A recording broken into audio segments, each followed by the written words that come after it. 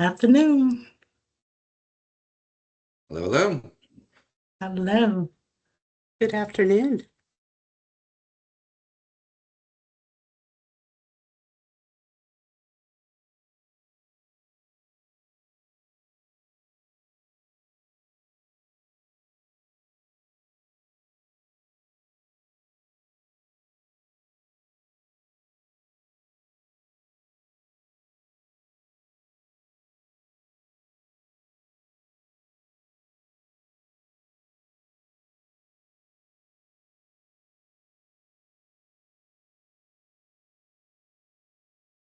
No.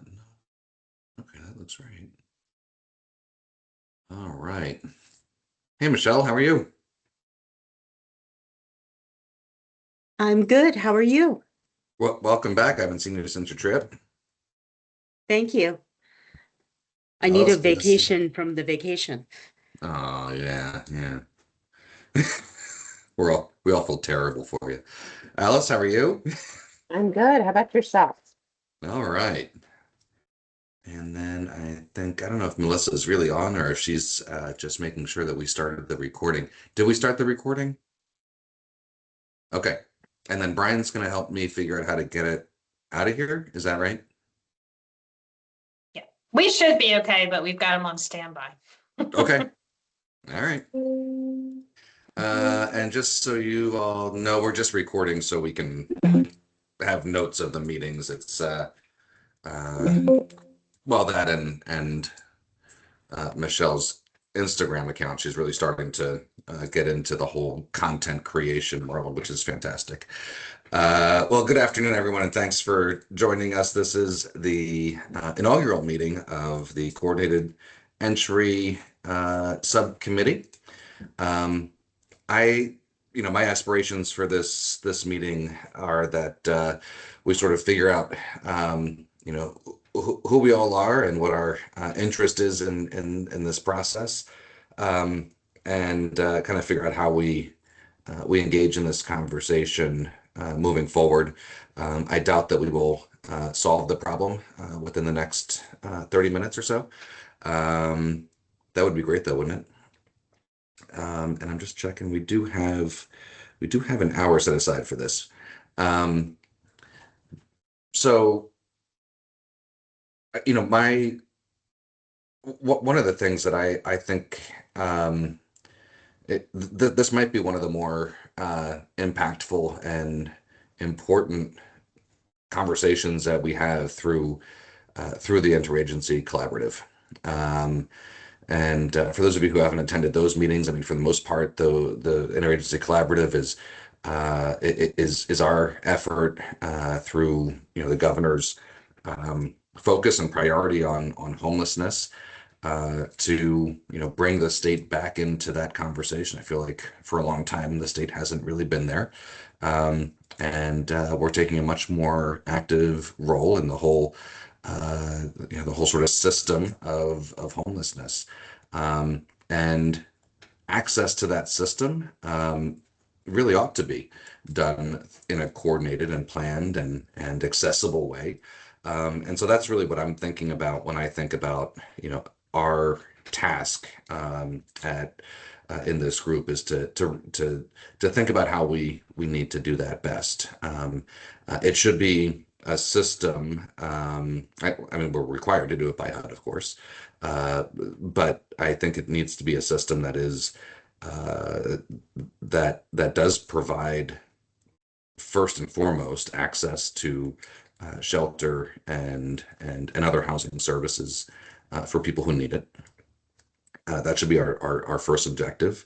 Number two, it should work for the system that it is coordinating entry to, and I think that is a co-equal first priority for this group to discuss. Um, and it's like I said before, it's just really important. People who are experiencing homelessness, and the people who are supporting people who are experiencing homelessness, very much need to have a system that they can use to logically navigate this uncoordinated system that we have. as we move forward with the creation of Hope Centers in Kent County, um, and eventually, shortly on its heels, in Sussex County, we're very much looking for those Hope Centers to be hubs of our system in the different counties. Um, and I've described them as safety nets to the safety nets. That the homelessness system doesn't work for everyone. Um, and we hope that the Hope Centers can be, very low barrier, and kind of work for those who are falling through the cracks of the rest of the system as it has been administered in Delaware. And for that reason, I think it makes sense for the Hope Centers to be the safety net of that safety net system, and hubs of the homelessness system in each part of the state that they operate in. Um, so let's just talk though through some of that as we go. But I want to go back to introductions, just so we all know who we are here. So I'm gonna go through. We have Melissa and Michelle. Sue, you're next in my boxes, and if I don't do it by boxes, I'll miss somebody. My name is Sue Harris, and I am the coordinator for People's Community Center on Bradford Street in Dover, Delaware. So I'm just here as a public member to listen in and stay on top of what's going on. And we sure need the state's help. Thank you. Okay, good. Ashley is on our PR team, and I think here for DSHJ as well. So next I have Shelby. Hi, I'm Shelby Pulse. I'm a prevention program manager with Brandywine Counseling. So I oversee two of our unhoused outreach programs, one of which is Home for Good through DSHA. The other one is PATH, it's federally funded. And then I also oversee two of our drop-in centers, one in Dover, one in Milford. And then I have a adult but focused on young adult population education program that just tries to educate that age group on drugs, alcohol, personal development skills, all of that. Mhm. Thank you. Alice is here with DSHA. You can tell from the background. Next is Lisa.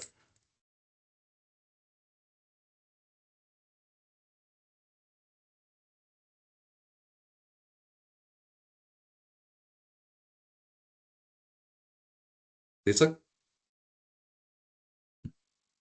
Hi, everybody. Lisa Forever, and I am the Chief Housing and Community Impact Officer at the YWCA. I oversee emergency shelter, transitional housing, transitional rapid rehousing, community housing, which includes rapid, home, home for good rapid, COC rapid, homeless prevention, diversion. I also oversee family housing in collaboration with the Hope Center, their SIPRA program, and over transitional housing, OVW, in Kitten, Sussex. So, um, and with all the wraparound services that go along with making sure our constituents are stabilized. Rachel, sorry, you're next. Hi, everyone. Rachel Stucker, Director at Housing Alliance Delaware.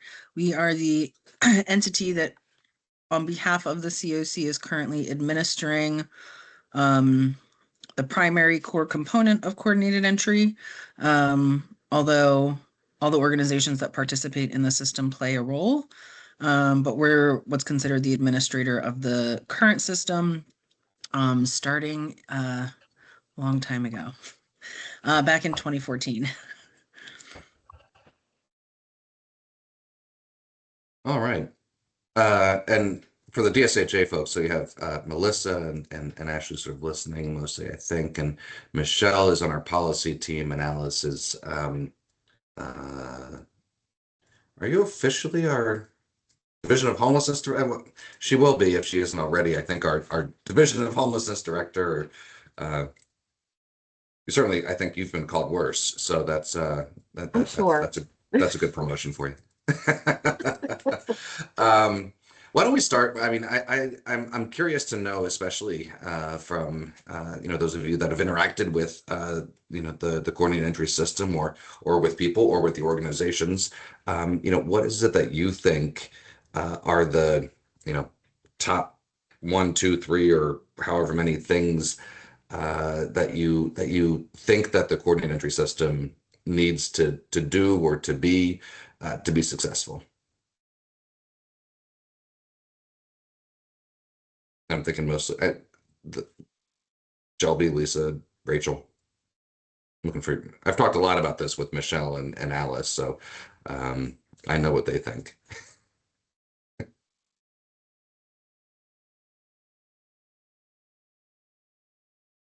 Well, if you don't mind, I'll chime in with just two things. We provide services and meals 20 throughout the whole year for homeless folks, about 50 to 60 every day, and we house them during the winter time.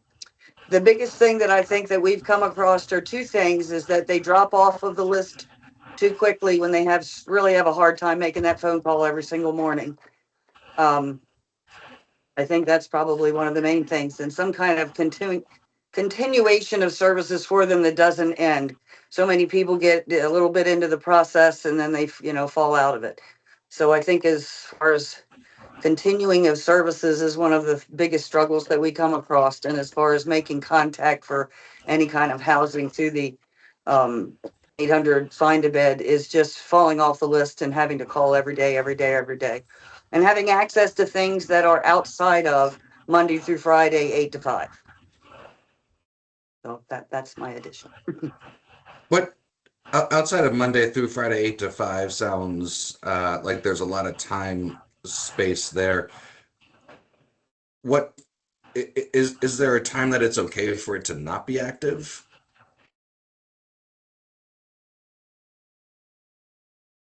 If you're Should, asking me, not in my opinion, no, absolutely not. That seems like they think everybody is going to be homeless and in need during business hours. And that's really not very often the time that is a need, but it is. I mean, they come to us 24/7. But in the middle of the night, the problem is there's just nowhere else. There's just nothing to do. There's no one to call. So we're completely low barrier. They come in as they are. During the most of the year, we fight so hard with the city. They're trying to close us down as it is now. So just being able to have housing in the winter months is like that we're creating the homeless. As far as the mayor's concerned, we're the magnet and we're creating the problem. So we're just providing the need for the problem that exists. So that would be it. That there we have a lot of people knock on the door all kinds of times and days during holidays when the weather's real bad, and those are all the times when there's nobody else available to open up. Absolutely. I'd like to chime in. I agree. I agree with her, Sue, in regards to the coordination should be open at least every day. That was one of the things that I suggested when I actually worked at Housing Alliance. But you have to have that capacity to have the staff to do that, and also being able to walk in to other shelters. And not just have the phone call, to be able to literally access it by walking in and knocking on the door or calling them directly. There should be all kinds of avenues for them to be able to walk in. And if you have individuals that are becoming homeless in the middle of the night, being put out, there's a fight, things like that, mom's tired, her son coming in late, she locks him out, or him and his kids, to have somebody available for that provide, the Lyft transportation, the card, so that you can actually text that, give them the access of that over the phone, so that they can actually get to the shelter, because you might have somewhere for them to go, but they have to get there. We provide that code to some of our clients when they say they aren't able to get here, so that they can take a lift and get to the shelter. So providing that transportation not everybody, but you have to know when to give those numbers because some people might not show up. They might take a ride to somewhere else, but to actually have access to that or even be able to provide that transportation because Lyft has it where you can also, and Uber, where you can actually, set that up for them to pick them up and bring them or take them to a doctor's office or anything like that. But to have it needs to be accessible every day, and it needs that other pathway of access to be able to walk in or call the shelter directly. That's my 2 cents. Okay. So I have a couple things. Well, so I think one is I just want to, Sue, I have a question. I have a question for you. Are you guys open not in the winter, or you're saying you're still only allowed to be open in the winter? For overnight stay, we are only open during the winter months. Okay, During the that's what I rest of thought. 8 months Okay, is dinner. Dinner and right. Okay, showers and laundry and free store and all that is open all year gotcha. round. Okay. Thank you Uh-huh. for what you do. I don't know if I saw you there this year, when I was there for the Yeah, we pit, met. but I know you guys are doing something really filling in a really, really important gap in Dover. So thank you. We must be we must be making some moves because we're certainly making people mad. That's right. That's right. So I guess I wanted to share a couple of things just for you to know, Sue, so you can tell clients they don't have to call every day. They stay on our list for 90 days. As long as they 90, have okay. as long as there's some activity in the system, they'll still show up in our referral list. We tell Great. people to Okay. call like once a week when we're talking to them. We tell people to call more frequently just because we're also like we work off a list, but we're also humans, and so if we know someone's been calling a lot, that name will pop into our head. You know what I mean? But they Yeah. definitely don't fall off the list after just one day. So if making sure, I just want you to let people know, because if that makes sense that that's a real problem for people. So that's why we kind of created this way that people could stay active for longer. That's great. Good news, and I So will yeah, if you definitely can let share that. folks know, hopefully that helps a little bit with that issue. So I guess in terms of so I agree with Lisa about people need to be able to access. So I think a couple things. If we're talking about shelter, which it mostly sounds like we are, like the emergency crisis service component of it, because with coordinated entry, there's like two components of it. There's the emergency crisis help, people need help now, and then there's the like coordinating access to the housing resources and like prioritizing for those for people who are in that crisis system. So it's almost like an entry and an exit. There's like two components to it. To focus on the shelter entry part, I definitely agree about like I really like the program that you all are doing at DSHA with the Shelter Connect with outreach folks being able to bring folks directly into shelter. Making it easier for people to get access to shelter because it definitely is not always easy now currently.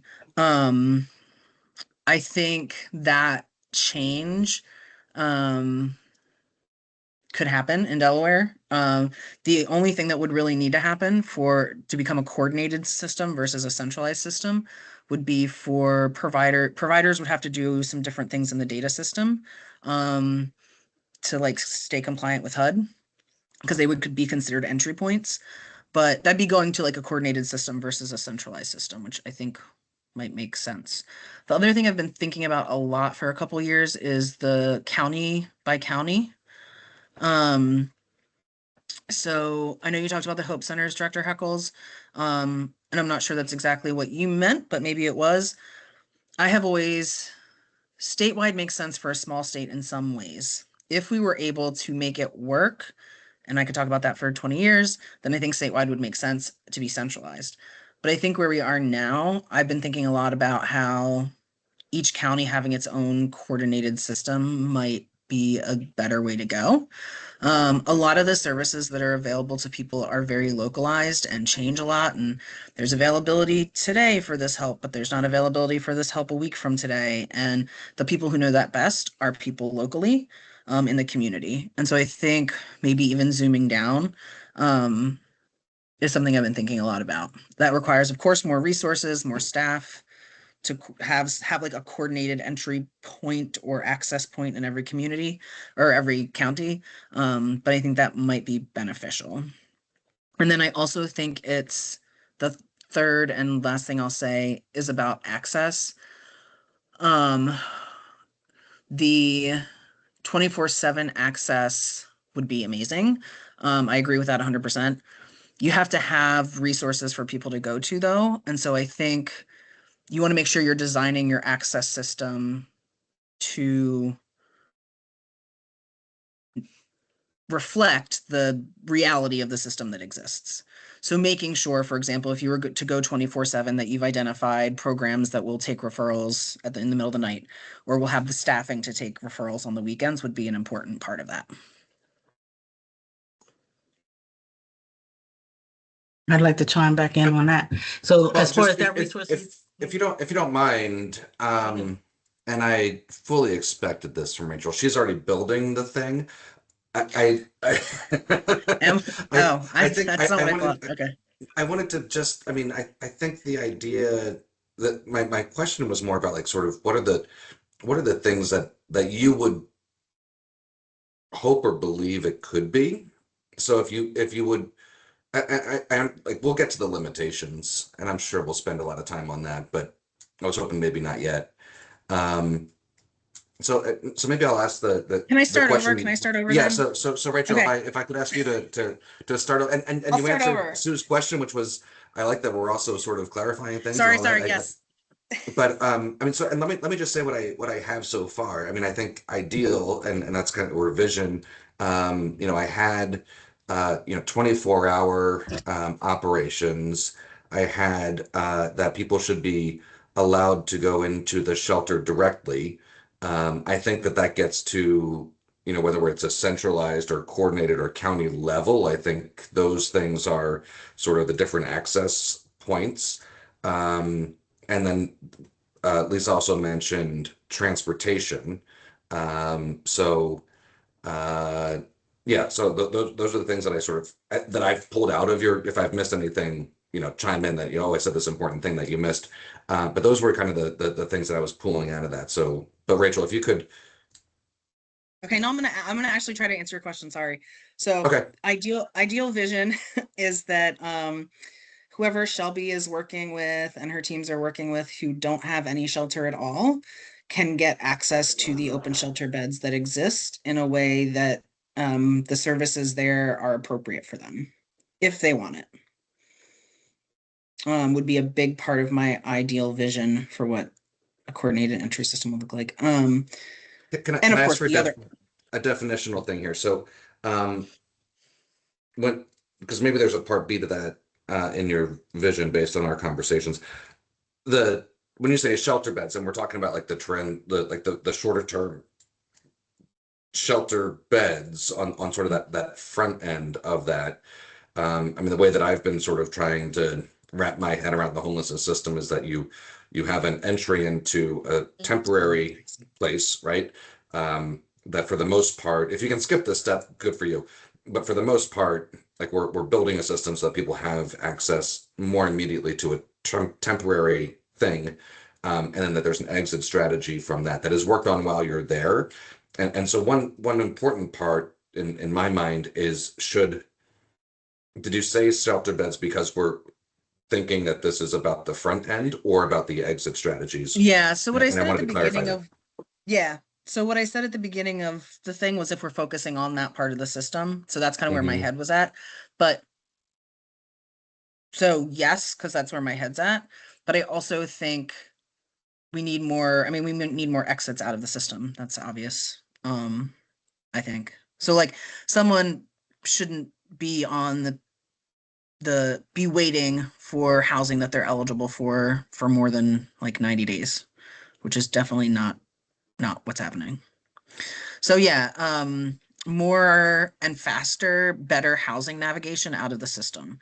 And I think to get there, we need housing navigators whose focus is getting people out of the system and who have the ability to get people into housing that isn't just COC funded housing.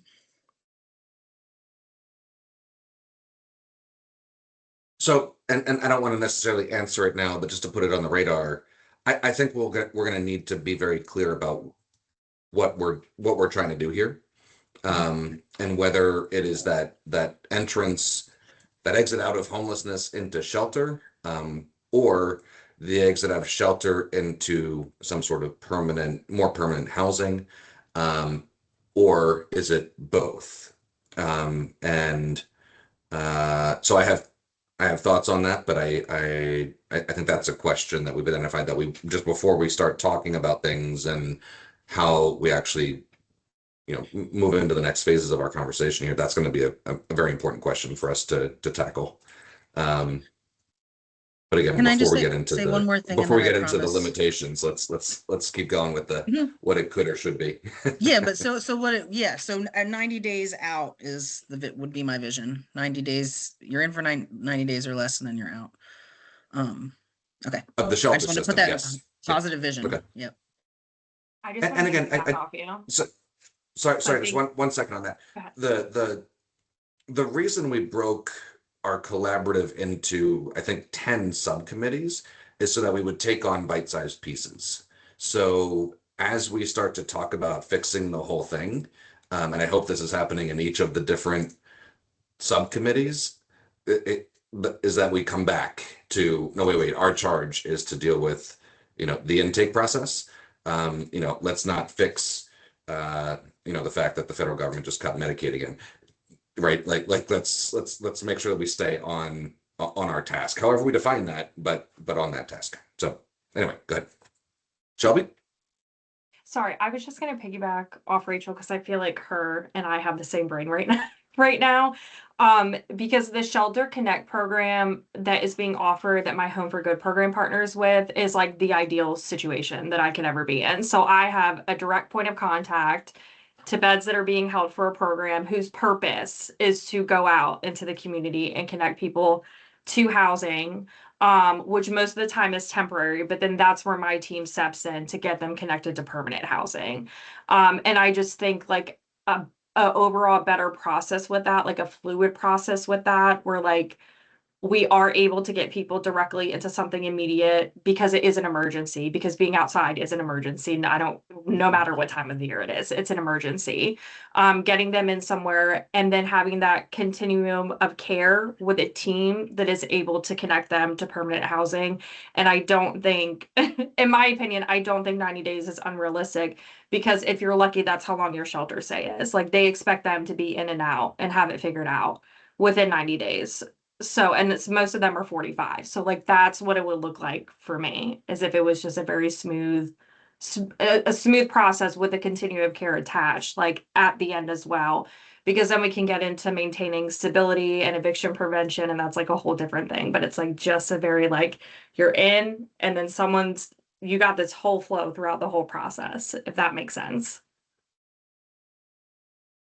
So some of the other components, though, of this collaborative sort of breakout is to look at shelter capacity, and to look at outreach, and help me, Michelle and Alice, if I'm missing other relevant ones. But I those conversations hopefully are focusing on some of those things that you brought up.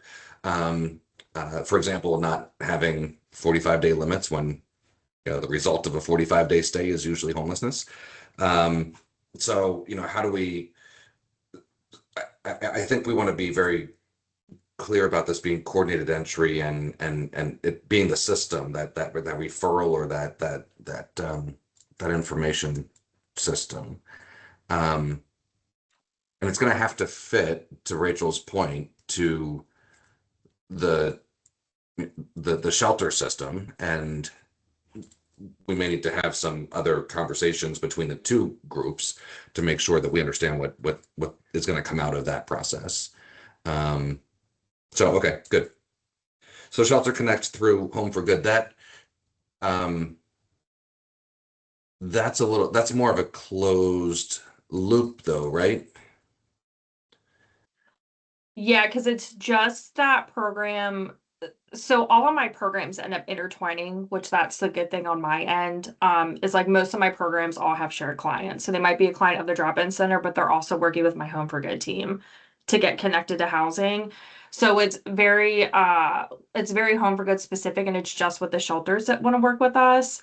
But the shelters that have worked with us and then my programs kind of being able to intertwine a little bit has made it like a very helpful process for us with like getting people directly in. Good. Sorry, Lisa, did you have something else? I feel like you chimed in and then we walked right past you. It's fine. When I worked in Delaware County, we were, implemented a transitional rapid rehousing, 10-bed unit for all males, and they could come at 2 o'clock in the morning, inebriated, high, um, right from the park. No matter what day or what time of the night, we were sent a referral. All staff was trained to do the intakes, walk them through some of the, initial, if it's, early morning, a brief intake until they get settled. And then, they're to meet the case manager the next day.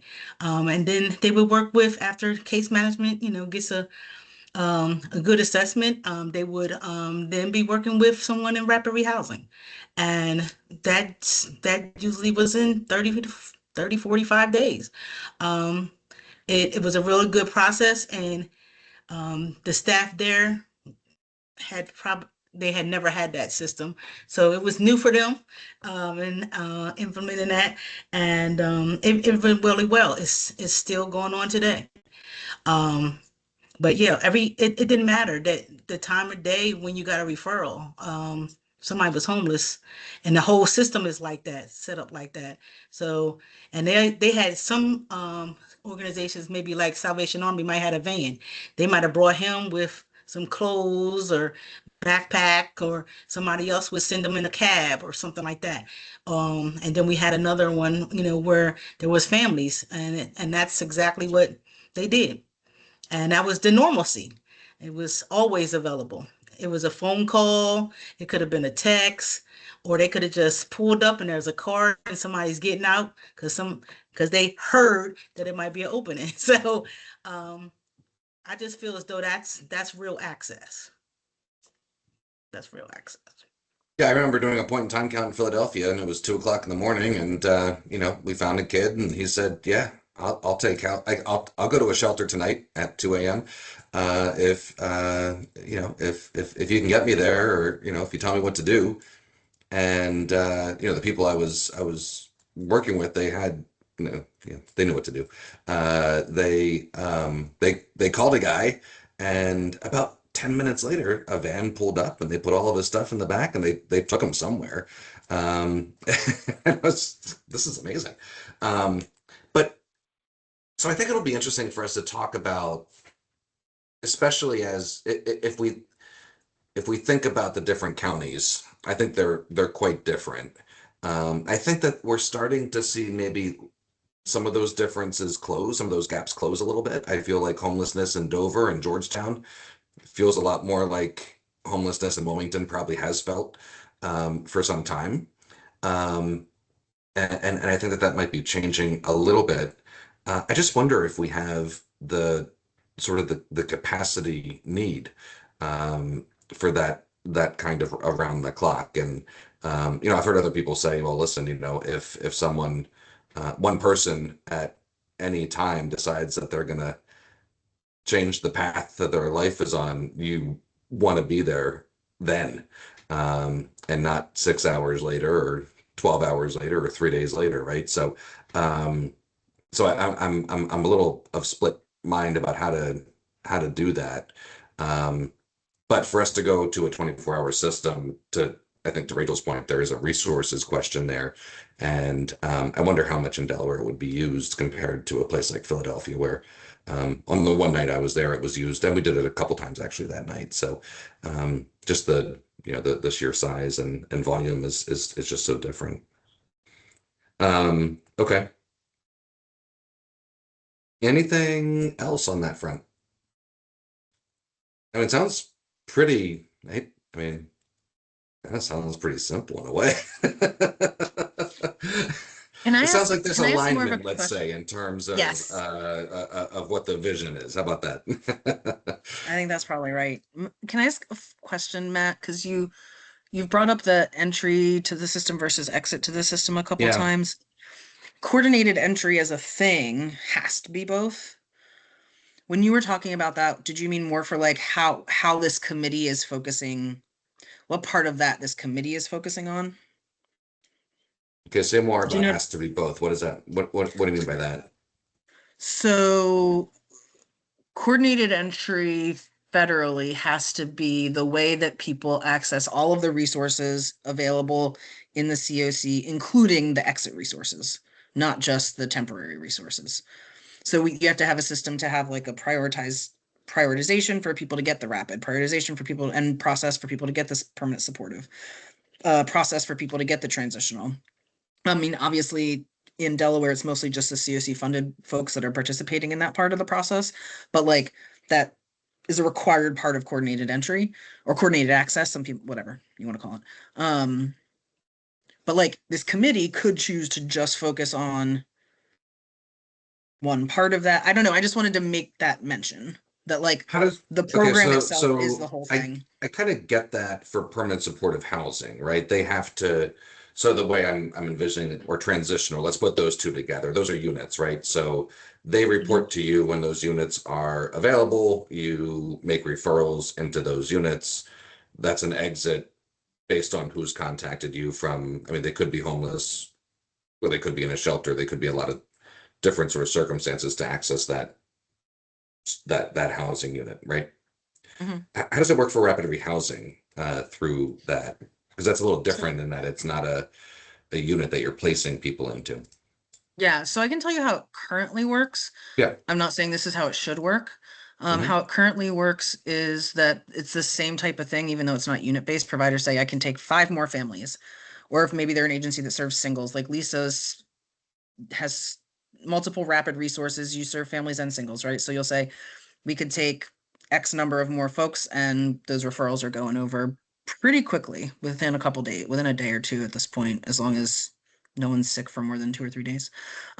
um, right, Lisa, would you say they get that the rapid referrals get there pretty quickly, or is that an issue? That's an issue. Okay, It we'll could talk about it. be, yeah. Okay. And when you say for rapid, I mean that's for like what is the assistance that's delivered? Lisa, do you want to talk about that, or do you want me to just do a broad 101? So with rapid rehousing, we get the referral. We reach out to them. They set up an appointment. Depending on their situation, they either come into the office or it's virtual over the phone.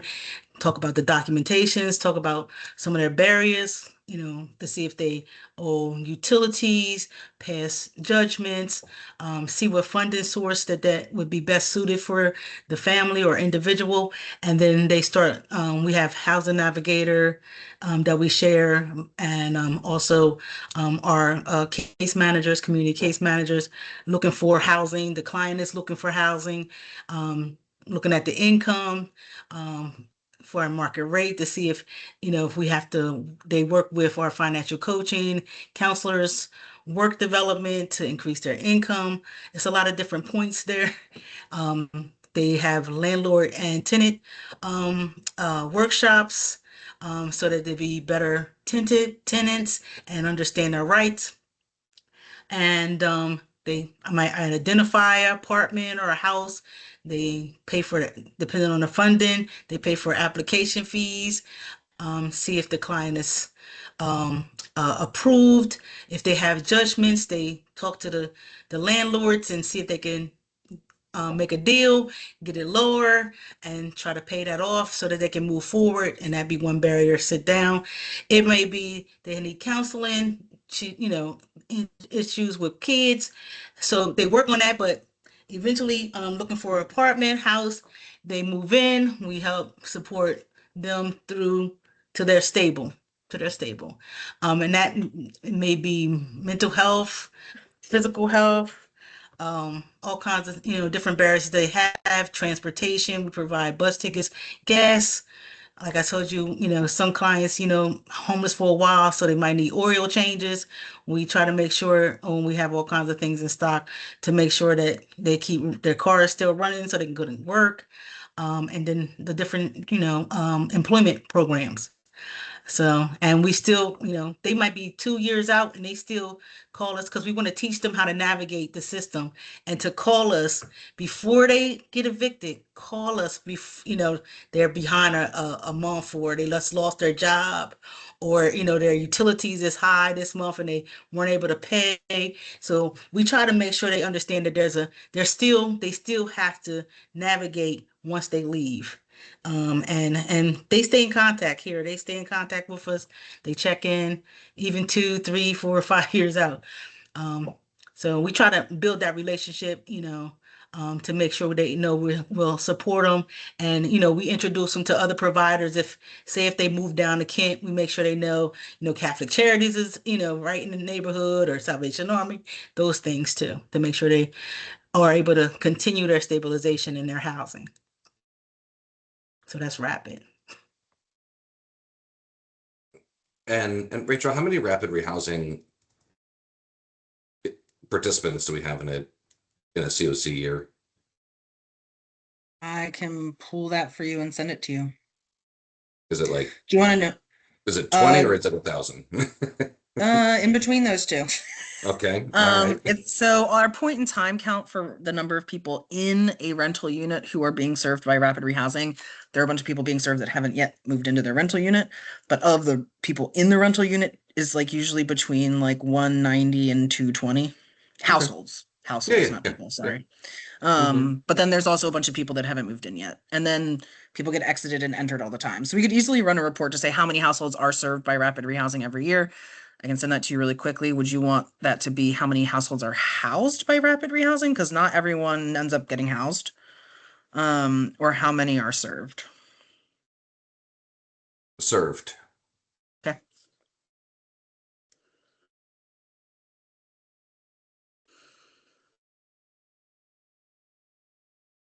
But that was I think probably that was probably a sidebar. Okay. Well, and I think we only have, I want to be respectful of people's time. So given kind of where this conversation went today, I think it was helpful. Like I said, I think that there's a lot of alignment. Is there, how do you guys think is the best way for us to re-envision how this works, so that it's a more efficient coordinated entry, however you want, whatever version of that you want to. I'm thinking about process here more than, what it actually looks like. What kind of process would need to go through? And here I'm talking, I mean,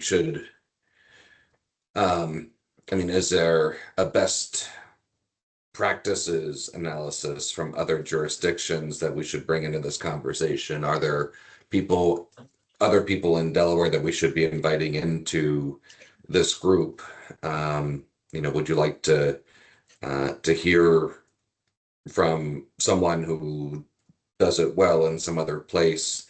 But before we start I think that would be my recommended sort of next meeting, is that we, now that we have some idea of generally kind of what we're looking at, there are some questions that remain unanswered, and that's good.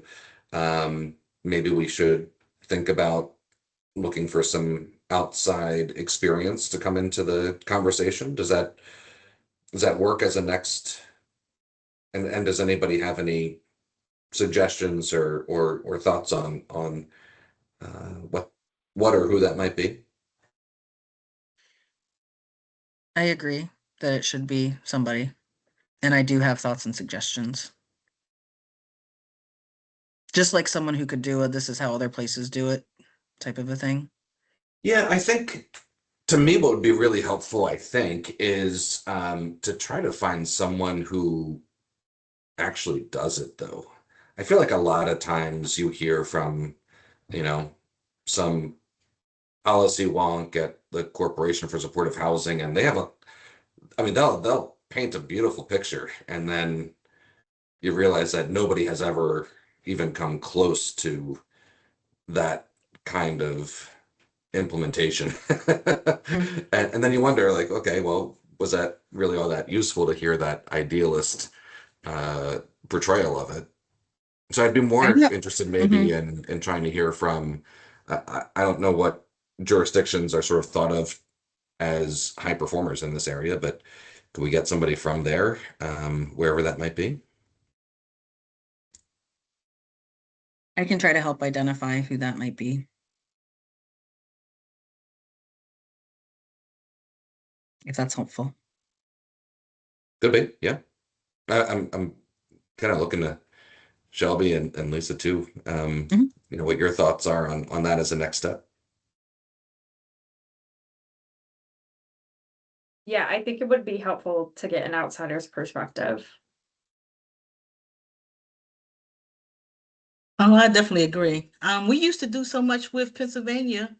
I mean, we used to go training with them. We used to was always, and they've always been, especially Delaware County, has always been very supportive. I should probably know. I don't recall from my time at HUD whether they were a particularly good, um, you know, centralized homelessness system or not.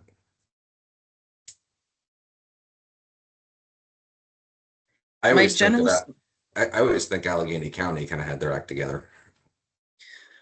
yeah, I think that's probably true. The Connecticut balance of state, I think, is pretty good. But my understanding is that the general consensus of everybody is that they always want their coordinated entry system to be better, and no one feels really great about it. That doesn't mean they're not actually doing really great things. I just know, like, when you go to conferences and stuff, the coordinated entry sessions are hilarious. People, yeah. Anyway, so yeah, but I know. I think Allegheny County is right. Montgomery County is doing some really good stuff too. I don't know about their coordinated entry system specifically, but I know they're always doing really cool stuff. They did a bunch of cool prevention stuff. That now they're doing a bunch of cool encampment resolution work.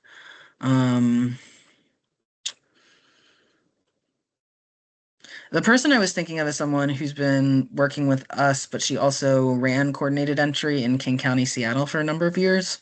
So she's currently not doing it, but she was doing it. But I don't know if their system was good or not. So.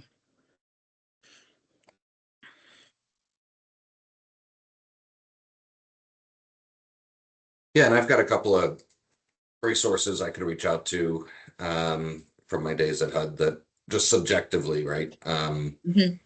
I think these and again, yeah, I'm sure everybody feels like there's room to grow and something, I don't particularly think that a Philadelphia or New York or LA Mhm. model would be all that useful for us. I think that, you know, even if we're thinking about Wilmington, I would imagine that something that's a little more rural in nature is probably more aligned with mostly because of the resources that the state has.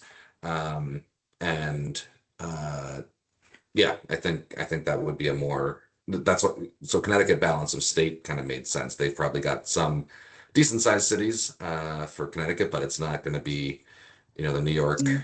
you know, the hour drive from Manhattan, probably that's the other end of the state. Uh, Mm. that's even why Allegheny County might be a little bit not a great comp for us because of Pittsburgh dominating that area so much. Um,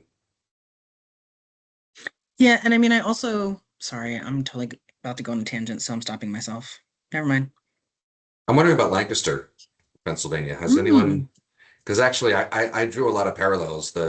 When you're looking at Newcastle County, Lancaster County is actually very, very similar in terms of its population in the city of Lancaster is very similar to Wilmington. Its population outside of Lancaster in Lancaster County is very similar to Newcastle County. There are a lot of parallels. The the public housing authority sizes were actually, same number of units and kind of stuff like that. That was kind of interesting. I don't know what their homelessness system looked like. I visited a few places in Lancaster City. They had a really talk about a tangent here, but they had one of the best coordinations between city and county in terms of their housing programs I saw anywhere in my HUD travels. They coordinated on home funds and CDBG and they just did it the right way. So that might be one to reconnect with too.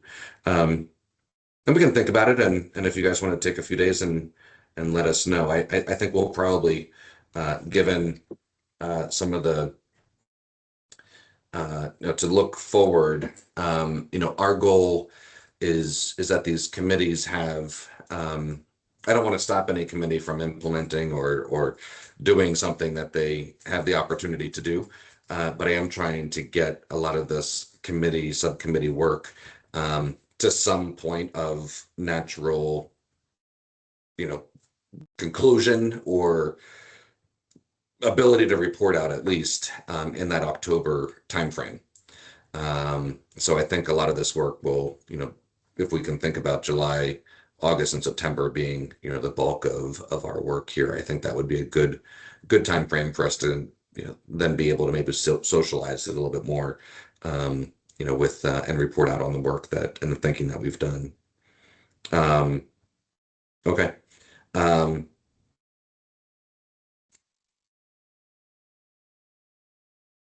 right. So if you've been on one of my committees or task forces or something like that, I love homework assignments. So that's it for this. That's it for this session. In terms of homework assignments, I think is and Shelby, with I presume there's a network of people that do the kind of work that you do. To maybe send out a few emails, touch base with a few people you've come across in your travels, and Lisa, Sue, others, same. Because I think you have professional networks that I think may overlap some, but may give us a very different sort of group of people to contact in terms of who to bring in for sort of a best practice outside of Delaware. How is this done in a good way? Report out for the next meeting. So certainly encourage you to do that. And again, that's to me getting away from contacting some of the the academics here and really try to get to some people who are experiencing these systems in other places that we might be able to emulate. So reach out to your colleagues. That's the homework assignment. Reach out to colleagues, over the next couple of days, maybe a week or so. And if you can get back to Michelle and Alice and me and kind of say, hey, I talked to my colleague who provides a day center program in this city. I met them at a conference once, and they think that their centralized intake system is pretty good. We can try to finish the work from there and get in touch with the right person or the administrator of that or whatever. Okay.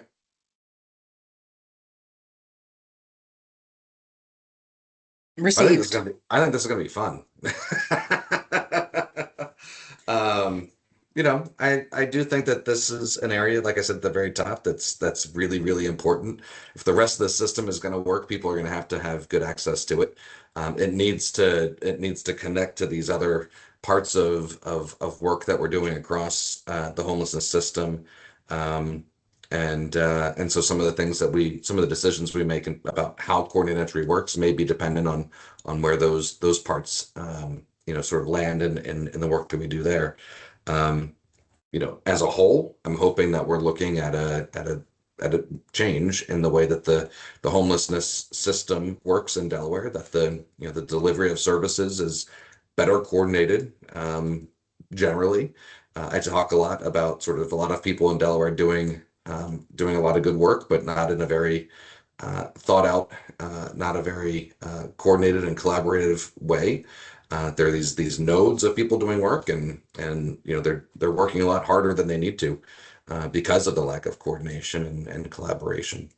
I do think that the Hope Centers, I think they will be quite large. And I mean that in terms of sort of the potential for number of units, if we're mirroring or getting anywhere close to where we are with Newcastle County and what we're planning in Dover, those are significant increases in the number of shelter units available for people.